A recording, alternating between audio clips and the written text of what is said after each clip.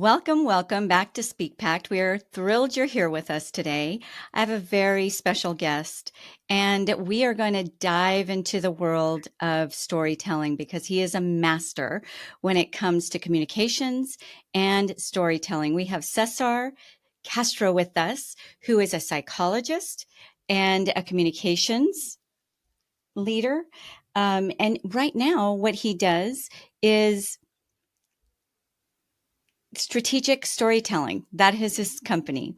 So essentially, he is going to train us how to take stories and actually build our careers from those stories. And if you're a speaker and you don't know how to tell stories, then this is a key ingredient to your success. So Cesar, welcome to the show today. Thank you very much, Antoniette. I'm so happy to be here, excited to be able to share with you and this wonderful community of speakers and communicators who are trying to get their message across to the world. Yes. Well, and I know that many emerging speakers, that's who our audience is. They're high achievers, generally in the personal and professional development space. We have doctors, we have all kinds of high achieving experts in their genre, right? But they're done with the day to day. They're ready to get their message out there in a bigger, broader way so that they can pass the torch. And what better way to do that through the power of your voice and through speaking. So tell me a little bit about what clicked for you. What made you decide? You are obviously an accomplished man and you made a pretty big shift into the world of speaking. That might have maybe felt like a gamble for some, right? Tell us a little bit about that shift, and are you glad you made it?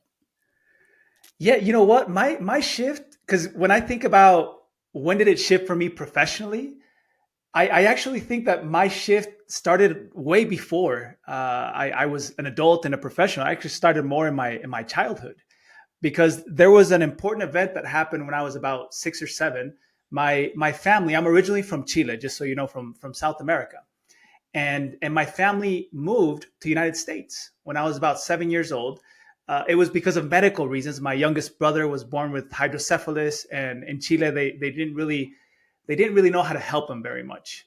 Okay, so at the end, once we got here to the States, they tried to find more help for him medically. Luckily, my brother was able to live 22 years, so he outlived all the expectations. Wow. And when we arrived to the United States, I was a 7-year-old kid. I had no background in English, so I wasn't able to communicate very well with people because when you can't speak the language, it makes it very hard.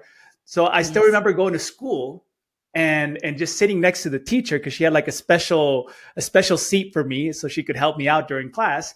And I would just go and sit there and literally I wouldn't talk with anyone. I would look at the floor, and the whole time in my head I'd be thinking, please don't come ask me questions. Don't talk to me, because I was just very shy and scared to communicate. And I had been here for about 4 or 5 months. So I was now starting to understand the language a little bit better. And I remember one Monday morning, and this to me is that before and after experience that kind of started pushing me into communication and to speaking. Because that Monday morning, as I show up early to class, I show up so early that I'm there by myself with the teacher. And she walks up to me and greets me very nicely. And then she asked me, because she had learned a few Spanish words to try to communicate with me. So she comes up to me and she's like, hey, hola, Cesar, ¿cómo estás? How are you doing? And then she says, today, hoy, you to storytell, contar historia in front of class. And I acted like I didn't understand. Which is like the easiest thing we can do at that moment. I was like, no entender. And she just said, yes, you can do it. And she put her little thumb up and she said, you can do it. Now, I knew what she was asking me because every Monday morning, she had this kind of like this little practice that she did in class where she would pick 3 to 4 random classmates to get up in front of class and tell a little story. It was her way of, I think, getting the kids to speak in public, kind of getting over that fear of speaking in public. I obviously never thought she was going to ask me because I couldn't speak the language. And that day she asked me. And class starts, and she starts calling on different kids. And she was like on the third or fourth kid, and I thought, "Who? Okay, I dodged the bullet. She's not going to call on me." When all of a sudden, I hear these frightening words: "Cesar, it's your turn. Tu turno." And I still remember, Antoniette, even though this happened such a long time ago, I still remember that the feeling of getting up, walking towards the front of my class. My heart was beating 1,000 miles an hour. My hands were sweaty. My knees were shaky. And once I get up to the front of the class and I turn around and I look at my 30 classmates that were in there, they're all staring back at me. I didn't know what to say. My mind went blank.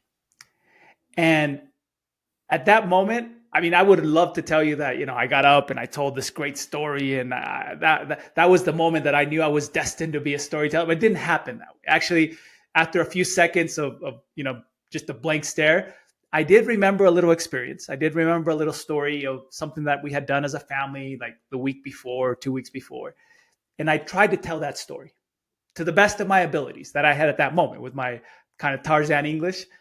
And I told a very simple story. I think it probably lasted like 30 seconds. I felt like it had been up there for 5 minutes, but it was about 30 seconds. And once I finished telling that story, I went and sat down in that little desk next to the teacher.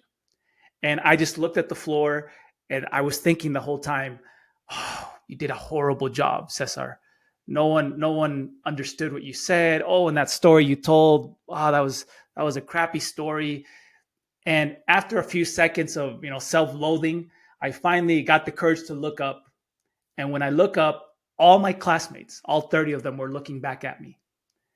And they were all with their little fingers giving me a thumbs up. And that, to me, that moment of just seeing, the reaction, thumbs up, which obviously is a universal language, means good job. Mm-hmm. That to me was a before and after. Because I think that was the first time that I ever felt the power of telling a story. I ever felt the power of just getting up in front of a group and trying to communicate something, even though I didn't have all the skills and I didn't have storytelling or anything, just trying to do the best that I could, and just the connecting and emotional power that had. And that experience was so positive for me, even though at first it was frightening, but then it became so positive that every Monday when I'd show up to class, I'd be the first one to raise my hand because I wanted to get up there and tell a story. And obviously I got better and better at it. My language, also the English improved. I got better at storytelling to the point where when I was about 11 and 12, I started competing. And actually at 12 years old, I won the national storytelling competition at a scholastic level here in the United States, and got invited to festivals. And that to me was like the beginning. That was the initial movement that led me to develop this powerful skill of communication, and specifically storytelling. So when people ask me, did this happen when you were an adult? Yeah, there are things that happen when you're an adult that kind of lead you professionally. But when I think of when did I really fall in love with communication, when did I really feel the power of telling stories, was when I was 7 years old and I got up in front of my class.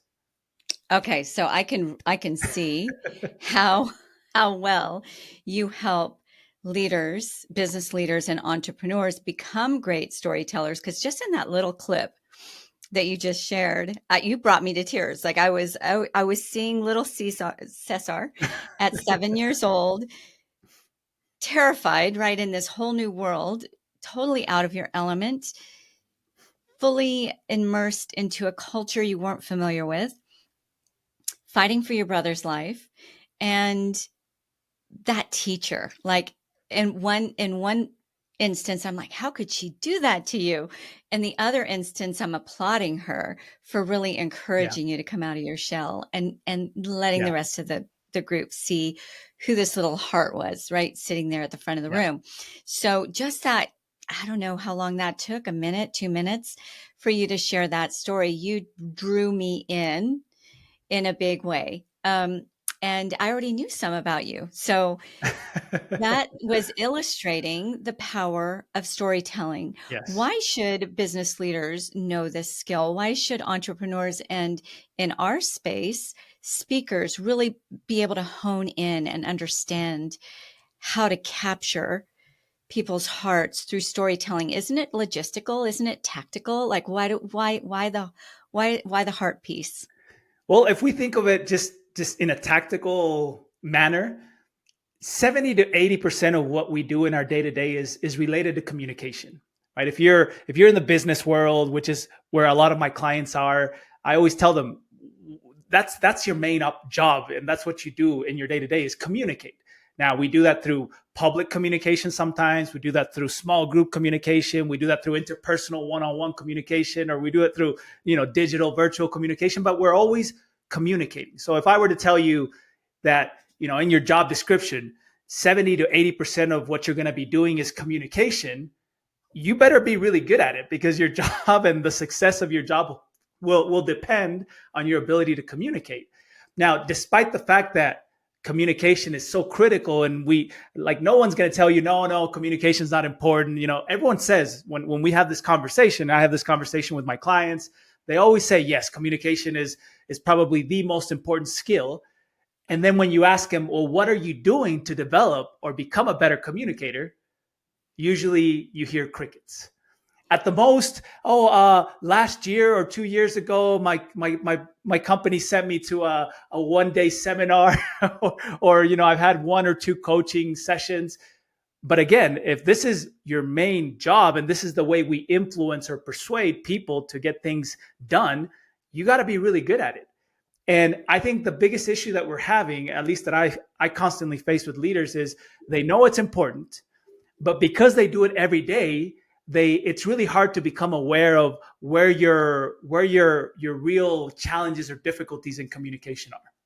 Now, I train business leaders in how to become good public speakers, because a lot of what leadership is, and where a lot of the decisions are made and a lot of the high impact moments are when you're up there in front of your team, or you're giving a big conference for your company, or you are a speaker and you got this opportunity to speak in front of 500 people or 1,000 people. Those are moments where it can be a before and after. So you better make sure that you hit it out of the ballpark, like we say. And when it comes to communication, and especially when it comes to persuasion and influence and being able to communicate information with emotion, which is what people really feel and remember, storytelling is the most powerful skill we have for that. I'm gonna repeat that, because I think it's a brain tattoo. Storytelling is the most powerful communication skill we can develop to be able to communicate information with emotion. And it's that perfect mix and balance of information and emotion which leads us to be able to influence people's decisions, actions, and even attitude towards whatever we're communicating. Ooh, did you all get that brain tattoo from Cesar? I've never heard that terminology before, but if you're okay with it, I'm going to borrow that. That's Yeah, perfect. of course.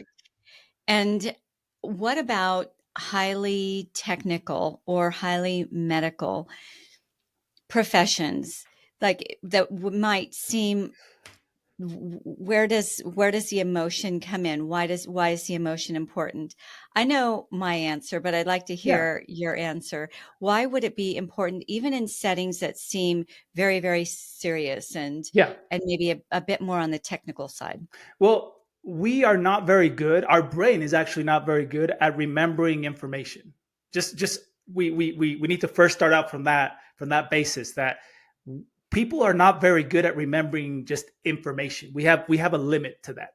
So a lot of times what happens, especially when you're an expert, technical expert, whether it be in medicine or engineering, or we obviously have dedicated a lot of hours to that craft, and a lot of study to that technical language and knowledge. So we forget what it's like to be a beginner. We forget that the people that we're usually communicating to maybe haven't dedicated the same amount of hours, same amount of time to develop that expertise in that language. So a lot of times when you're very technical, you're up there communicating, and you think, you're communicating something that's really important because to you it's important. But when you communicate in a certain level, because you're an expert and the people who are listening to you are not, it really does go over their head. And Yes. I believe when we're communicating an idea, we're communicating a message, the most important element is the audience, right? Because if there's no audience, then we're not public speaking. We're just speaking or thinking out loud. There needs to be an audience in order for there to be public speaking. And your goal, your objective should be to influence or to be able to impact the audience. So if we understand that principle, whenever you're communicating, whatever it is, even if it's very technical, even if it's something that is highly an expertise, it needs to impact the audience. So Yes. stories, the great thing about stories, and just like you kind of lived it at the beginning, stories connect us. Stories make us feel things. Stories actually make even technical issues or technical knowledge come to life because we're sharing it in a way that other people can connect, can feel, can see, can hear. And that's what at the end helps understanding, helps learning, and helps your messages be much more memorable. Oh, so well put. I echo every single thing that you said. And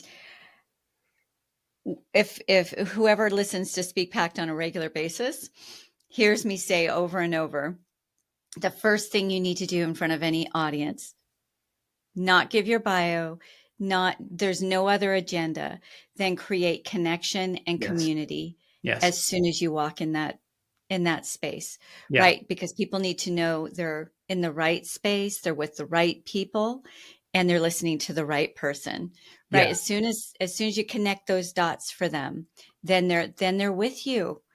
And as you know, Cesar, and as those who listen to the show know, I am a speaker agent. I own a speaker agency. Before that, though, I was a producer of some pretty very large scale events in the natural wellness space.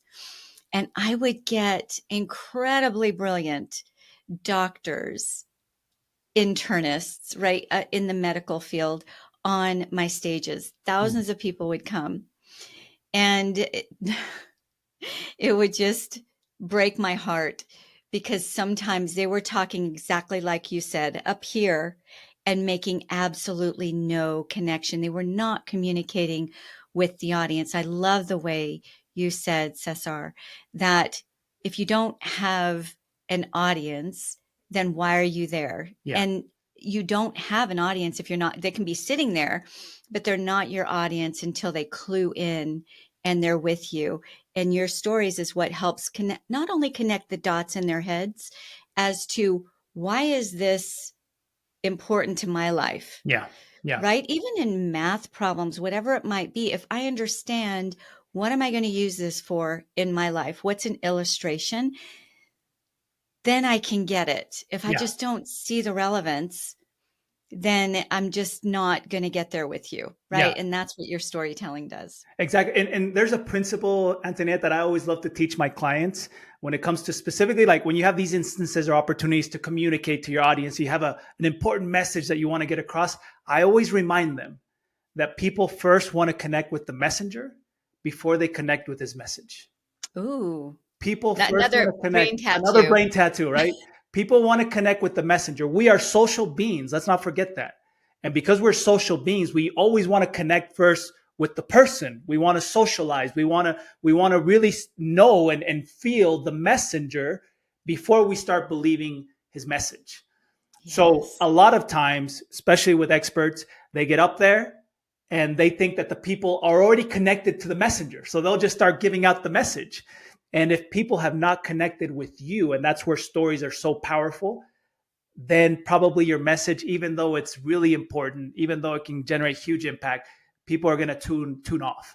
Now, if Mm. they connect with you and now they're emotionally invested, they'll find relevance in whatever it is also that you're communicating. Yes. Okay. So I would like, you're a psychologist, right? And Yeah. many of us out here think that since we're not natural born storytellers, that we can never really get there. As a psychologist and as the host of the Strategic Storytelling Podcast, Uh-huh. and as a mentor to those who really want to develop their stories, do you find that to be true? There are natural born storytellers and those who just, they're going to try but never really hit it out of the ballpark. Well, the good news, Antoniette, is that we're all naturally born storytellers. All of Well, us. We as human beings, we're storytelling creatures. We have been telling stories for over 100 1,000 years. That's what the anthropologists and people who study human beings and evolution, they say we've been telling stories for a long, long time. When they find, cave drawings and they find artifacts, those were our first attempts to tell stories. Now, when you start studying psychology and neurology, what you start understanding is the way that we understand the world and the way that we communicate our world is through stories. Think about it. When you get home in the evening after hard days of work and you see your loved ones, you see your partner or your kids, you usually don't pull out a PowerPoint presentation or bullet points, right? When they ask you, hey, how'd your day go? We don't do that because that's not our natural way of communication. When someone asks us, hey, how did it go? What did you do today? The first thing we do is we start telling stories. Yeah. Now, they're not Hollywood version stories unless something Hollywood's happened, but usually we'll be like, today, when I got to my office, you won't believe what happened to me. My boss called me into a meeting, or I had this phone call today with a client and it was super difficult. We're telling stories because that is the way that we make sense of the world and the way that we communicate our internal world. And actually, when you're just walking down the street and you're thinking about things, what you're really doing the whole time in your mind is you're telling stories and you're creating your world and your perception based on the stories that you're telling yourself. So I always like to tell my clients from the start, I'm like, you are already a storyteller. That's just the way we make sense of the world. Now, for me, there is a difference between storytelling and strategic storytelling, which is actually what I teach my clients, because storytelling, the simple definition of storytelling is the art of communicating through stories. And again, we do that. Some do it better than others, but we all, in a way, tell stories. And if you're, on the weekend with your friends, you're probably going to tell a lot of stories when you're, sitting at each other's table and maybe having something to drink. We tell a lot of stories because that's just the way we communicate. Now, strategic storytelling, which is what I focus on with my clients, is the art of influence and change by using stories. So there's a slight difference because, again, when I'm just talking with my friends or where I'm just communicating, I'm telling stories as a way just to connect, as a way just to be a little bit more entertaining. When you're thinking of strategic storytelling, the focus needs to be on what is the change or what is the influence that I want to generate in my audience. So that's why it's a little bit more strategic. Right? You're thinking beforehand, what objective do I want to accomplish, or what goal do I want to accomplish in my audience? Maybe I want to generate change in their perception towards this new idea that I'm communicating, or maybe I want to change their emotions or feelings or their actions towards something. Whenever we're trying to generate change, now we can think of what stories we could use in order to generate that impact and make that change much smoother. And that's strategic storytelling. So one is the art of communicating by using stories. That's storytelling. One is the art of influence and change by using stories, which is strategic storytelling. I absolutely love that designation. I'm glad you brought that up because we've all been to the party where there's just this person who keeps telling these stories after stories after stories, and you're just like trying to find your exit. Yeah. It was mildly interesting to begin with, right? Yeah. But then it gets to be a bit much. So we're not getting up on stages to tell our stories. We're getting on stages to strategically connect with our audience. Yeah. So utilizing those stories to connect with them is about them. Yes. Not about you, right? Yeah. So it's not about me telling my story. It's about me connecting with the audience. I'm so glad you brought that up because even as a psychologist, in psychology, I'm sure you have come across people who have high anxiety. Yeah. And correct me if I'm wrong, because this is not my field of study. It's just something I've noticed in speakers. But when a speaker is too focused on themselves, the anxiety goes up. When they're focused on the audience, the anxiety goes away. And what better way to do that than begin sharing a story that's going to connect with the audience? I'm just coming up with this out of thin air. Is there anything there? Yeah, the truth is, it's one of the suggestions I also give my clients when they have that anxiety that they're going to speak. Usually when you really start trying to dissect and understand what the thought process is, you'll notice that it's towards them. And, oh, what if I mess up? What are they going to think of me? What if my mind goes blank? What if I forget? It's always me, me, me, me, me. And obviously that generates more pressure. And when we feel more pressure, more stress, anxiety goes up. It's just our anxiety is just the natural way of our mind trying to protect us from possible danger. That's it. Anxiety. That's why we all feel anxiety at some point in our life, because it's just the body's natural reaction to possible danger. It's just trying to anticipate that there's going to be danger. So get us ready for the flight or fight reaction. Okay. Yes. Now, when you're going to get up in front of an audience and you're thinking about the audience and you're thinking of, I'm here to serve, I'm here to help. I know I have something that's going to help them. I just want to make sure that I'm really able to connect with them and be able to give them a powerful message that will help them. When you even just start saying that, your anxiety level goes down, because I always tell my clients, do you get anxious if you have to help somebody? Do you get anxious to be of service to somebody? And they're always like, no, we don't get anxious when we have to help somebody, because again, we're social beings. That's just part of our DNA, is to socialize and to help others. And that's why we feel good. And it's our body's natural reaction when we serve or help others, is we feel good, because our evolution has helped us to feel good so we can help each other out, right? So anytime we help each other, we feel good. We don't feel anxious. We don't feel nervous. We feel good. So if we're able to kind of change that perception and mindset of me and oh, what if I mess up? What if I forget to? I'm here to serve. I'm here to help. I'm here to add value. We're going to start feeling much different when we get up and speak in front of people. Now, I always tell my clients too, even when you're communicating to 1,000, you're only speaking to one. Yes. You're only speaking to one. And it's such just a change of mindset when you're thinking, oh, I got to communicate to 1,000. And when you're thinking, I'm just going to be speaking to one person. Because we're okay and we're good at speaking to one. Right now, we're speaking to one, even though we know that there's going to be a lot of people listening. I'm just thinking of you. I'm thinking of, how do I connect with you? How do I add value to you? Because you've been so kind to invite me on your show. And how do I add value? Knowing that this is probably going to help others. But when you just focus on helping one through a conversation, now we feel in a much more controlled environment. Yes, we are very related on that. That is what I train my speakers, and I'm so behind you with that, Cesar, because when you change one, you change millions. When you try to change everyone, you change no one, right? Or you impact or transform or make a difference. It's always that one. And we get grandiose. When we get grandiose about it, then we're going to be anxious. Yeah, Right? you're going to feel that pressure. That's a big dang job. Yeah, it's true. So I love that you said that. What I'd love to do, Cesar, is for you to give us some tactical strategies on how to even begin. What stories do we pick? How do we strategically do that? Now, for the SpeakPact audience, I want you guys to know that obviously there's only so much that Cesar and I can cover in this 45-ish minutes that we're together. Reach out to him, look up his podcast, the Strategic Storytelling Podcast. Look him up on LinkedIn. He has tens of thousands of followers for a reason.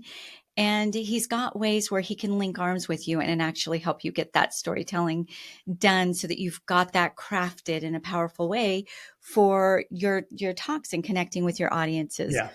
So can you start with, where do they go to find you? And then maybe give us some tactical ways to start creating our own stories. Yeah, so I'm very active on LinkedIn, because that's a platform that I've been on for a little bit, and I really enjoy it and think that it helps me to reach my target audience. So on LinkedIn, I'm always sharing content, and if anyone sends me a message through LinkedIn, I usually will reply and see how we can connect through there. Also, like you said, I have a podcast. I actually have two podcasts, one in Spanish and one in English. Oh, and wow. The Spanish version of the podcast is called Storytelling Estratégico, which is strategic storytelling in Spanish. And that's actually one of the most downloaded Spanish speaking podcasts in the world. I've had that podcast for about 3 years, and it's got hundreds of thousands of downloads, a lot of thousands of people that listen to it regularly. So if you're a Spanish speaker, there's more than 60 episodes there that you can that you can grab and listen. The English version of the podcast, I think I've got 6 or 7 episodes uploaded because it's a newer podcast. We just started it a few months ago, but we've already tried to put up there really valuable content. One of the episodes, I think episode 6, I actually share my 4-step method of how to craft a strategic story. So I would highly suggest, that's one of the things that people really love when they learn from me is that I try to give people kind of step by step and simplify the process. I'm not going to say, look, here are 20 steps so you can tell a great story. It's a method that's called cosa, which means thing as well. Cosa in Spanish means thing. And the reason why I call it the cosa method is because each one of those letters, those 4 letters, they stand for one of the principles. It's an acronym.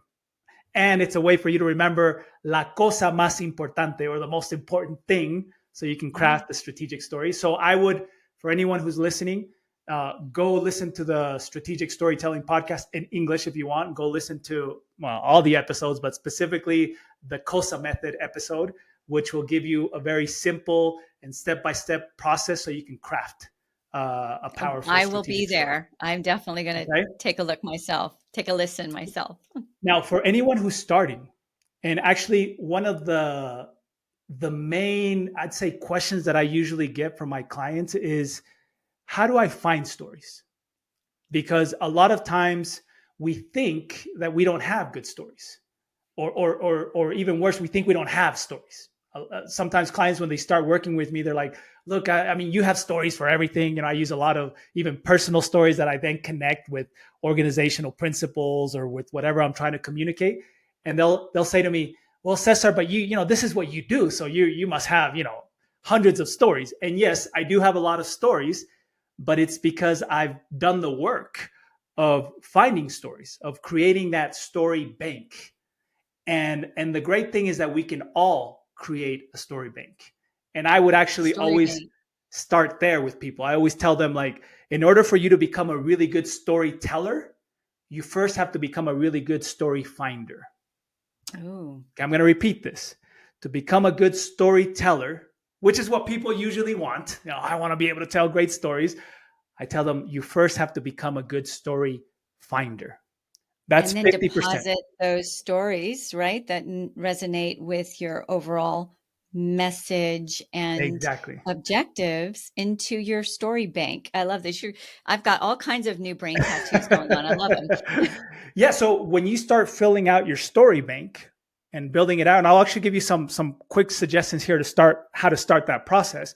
Once you start building out the story bank, then when you do have messages that you want to get out, you're building out your talk, your conference, and you have a big idea that you want to communicate, instead of running around, kind of hectic, like, oh, what story do I have? What example should I use? You go to your story bank and you're probably going to find already a lot of possible stories or examples that you could use to help you communicate that message. And it also alleviates the stress, calms you down, and you have resources. It's almost like I always give the example of, if it's a story bank, right, and you're constantly depositing and you have a lot of stories in there, whenever you need to spend money, you sure feel good if you have a lot of money in your bank, right? If you deposited a lot of things in your bank and you want to buy something now, you're not going to say, oh, I'm going to go into debt, or how am I going to get this money? I already have it in there. So it's much easier and it's less stressful. And it's the same principle when it comes to stories. A lot of times people are like, oh, Cesar, I have to give a talk, or I have to give a speech, or I have this important meeting in 2 weeks and I don't know what story to use. Usually they have that anxiety because they haven't done the work of filling out their story bank. Okay. Yes. So here's a suggestion for you. And this is very simple. Actually, I'm going to give you 2 suggestions. The first one is, there are certain questions that you could ask yourself that will help you start in this process of finding, or at least being able to locate some of these really good stories that you have in your life, because we all have stories. I mean, every day you're living a story. Every day you're having experiences that are good stories. So I'll share with you 3 questions. I mean, there are a lot more, but these are 3 of my favorites that help me to start kind of digging up good stories. All right. Okay. I got So my pen ready. the first question, this one I like a lot.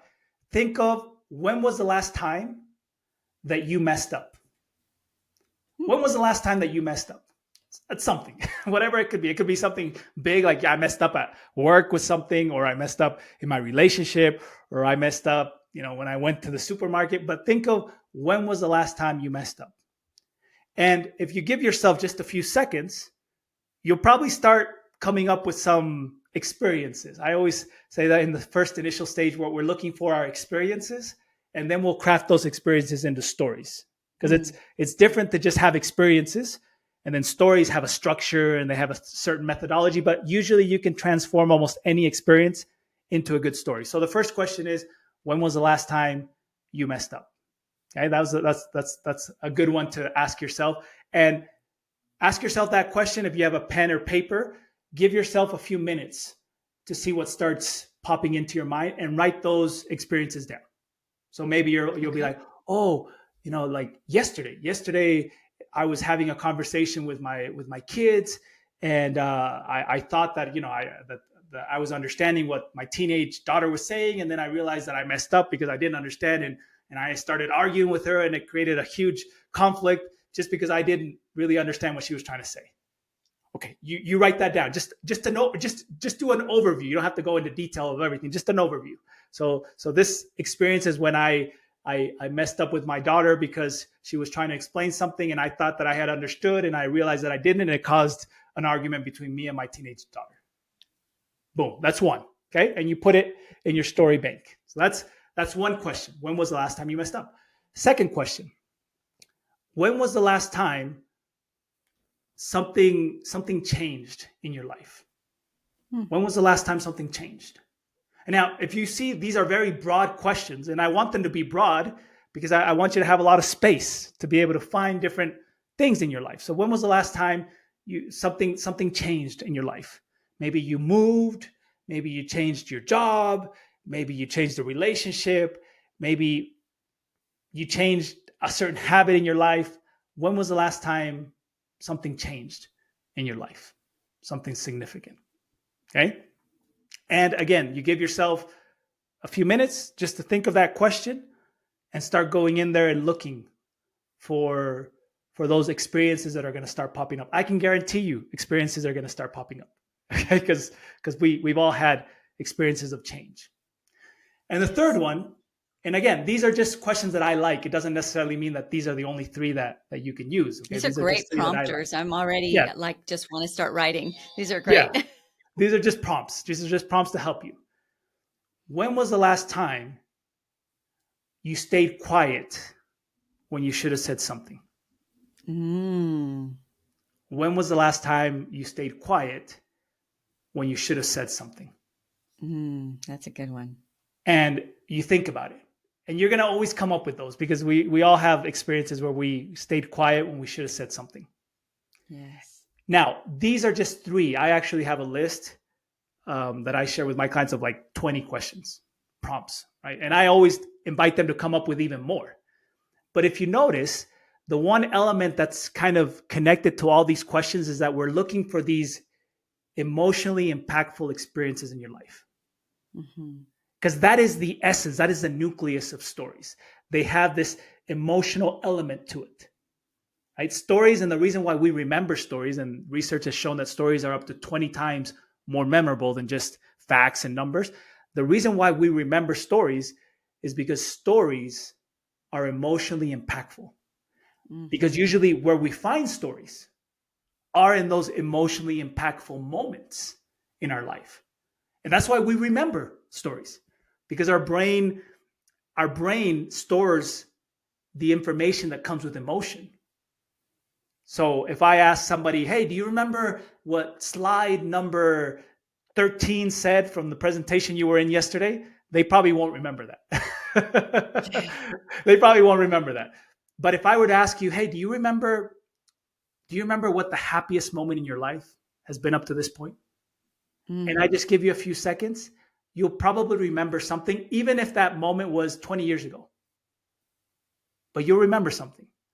Why? Yeah. Because our brain stores these experiences that come with high emotional impact. Does that make sense? So it's not about, Our it brain is, it remembers. does make, and it's not about manipulating or, I don't know, sleazy sales tactics, nothing along those lines. It's about connecting, kind of full circle back to what you're all Exactly. about, Cesar. Wow. Yeah. Okay. This is Yeah. so jam-packed in just the short amount of time we had together. I'd love to bring you back because I think we've just barely, barely touched the surface of what you have to offer. So the show is Speak Pact. Yeah. What pact can you leave this audience to begin really making that next level impact in the space that they're entrusted to in this lifetime? My pact is obviously going to be related to stories, and I think Yes. that what we're all missing at some point is the bravery to share our stories. We all Mm. have stories that can change someone's life. We've all had stories that have changed our life. And what makes you think that if it's changed your life, it can't change someone else's life? The thing is, since it is our story, many times we feel vulnerable when we have to communicate our stories. We're thinking, okay, but it's what if no one likes it? What if it doesn't connect? And just like what happened to me when I was 7, sometimes it doesn't have to be the greatest story. Sometimes you just have to be brave enough to get up in front of the audience and communicate it. And you'll be I surprised love at that. the change that happens. Yeah, Cesar, that's so powerful because when we try to be polished and perfect, we're not going to relate to anyone. None of us feel polished or perfect, right? And when we allow ourselves that vulnerability, maybe even expose some of our own weaknesses to, I mean, you speak from your scars, not from your open wounds, Yeah. right? But Yeah. still, if you can be authentic and I can relate with you, which is so easy to do, then I'm going to lean in and want to hear and want to learn from you. But if I feel like you're removed and above it all, like you've got it Yeah. all figured out, you haven't had any problems along the way, you haven't had any words you wish you would have spoken, then it's going to be really hard for me to connect with you. Yeah. Yeah. What actually happens, Antoniette, when you're sharing your story, what's really happening in people's minds and in their hearts and their feelings is they're hearing their own story through yours. And when you're able to do that, when you're able to share your story in a way that gets people to hear their own story through yours, that's where you get the connection. Very great. Okay. Thank you for your time today. It has been rich, and speakers out there, own your story. And if you don't already have that down pat, definitely seek out Cesar Castro. He is the one to lead you in that journey, as you can tell, in a way that is natural. It's not threatening. He's not going to make you expose something you don't want to expose, but he's really going to help you find those strategic stories to connect with your audience. One last time, Cesar, how do people find you? Well, my website is www.cesarcastro.com. It's very simple. And then you'll find So my website. Cesar is spelled Caesar, but it's Cesar. Yeah, it's actually CESAR. That's Cesar. And then Castro, CASTRO.com. You'll Okay. find it. Or you can go look for me on LinkedIn, Cesar Castro on LinkedIn. You'll probably find it. It'll come up right away. The podcast, Strategic Storytelling Podcast, or even my YouTube channel, Cesar Castro. You'll find information there to help you. Again, I'm constantly sharing free information and podcasts, and I'm also invited to other podcasts to share information. This is my way of giving back. This is my way of trying to accomplish the great mission that I have of helping leaders, communicators, speakers become great storytellers, because I really, really, really believe that the world is a better place when we share our stories. Yes, it is. And the world is a better place because you're out there helping us share our stories. So Cesar, Cesar Castro, Castro. Oh, yes. Yep. And thank you for sharing you with us today. I so appreciate you. My pleasure. Ciao, ciao for now. Bye bye.